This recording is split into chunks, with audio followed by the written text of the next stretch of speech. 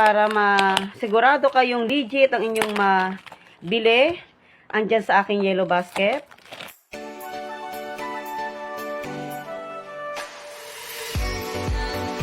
Ang daming nagtatanong kung ano daw ba ang legit na cream ng Yonan para sa ating may melasma, pekas, at mga dark spots sa ating mukha. So kung mapapansin nyo to guys, meron itong English title. So ayan, pag may English title, yan yung legit na cream. And then meron siyang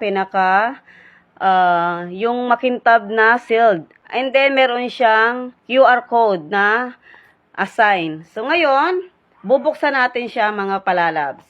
At para makita natin yung loob kung ang cream ba ay talagang original. So meron ako ditong dating ginagamit. So ayan guys, oh. Ubos na siya, konti na lang, nakikita nyo ba? So konting-konti na lang. Pero ipapakita ko sa inyo para mas makita ninyo at malaman nyo kung legit ba talaga itong Yonan na cream na hawak ko. So guys, dalawa itong binili ko. Dahil nagkakaubusan nga lagi tayong nawala ng stock. So ayan. Siyempre hindi tayo papayag na maubusan. So ayan guys, oh, nakikita nyo ba yan? Ayan. So ngayon, magbubukas tayo ng isa para maipakita ko lang sa inyo.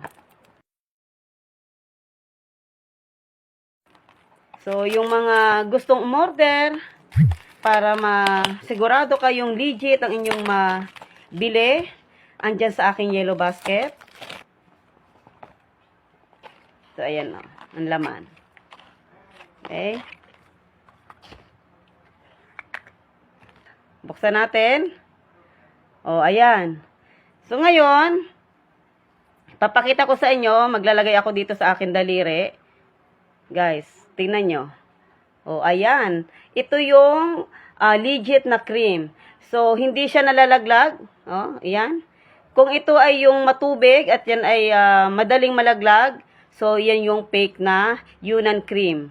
So, hindi siya malabnaw. So, ibig sabihin, ito yung legit na cream. So, ngayon, at gabi na rin naman, maglalagay na tayo sa ating mukha.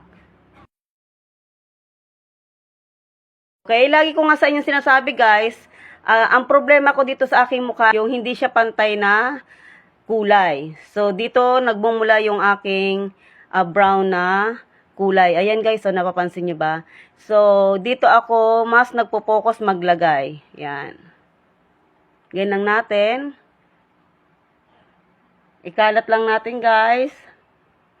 Ayan o, nakikita nyo ba yan? Yung brown.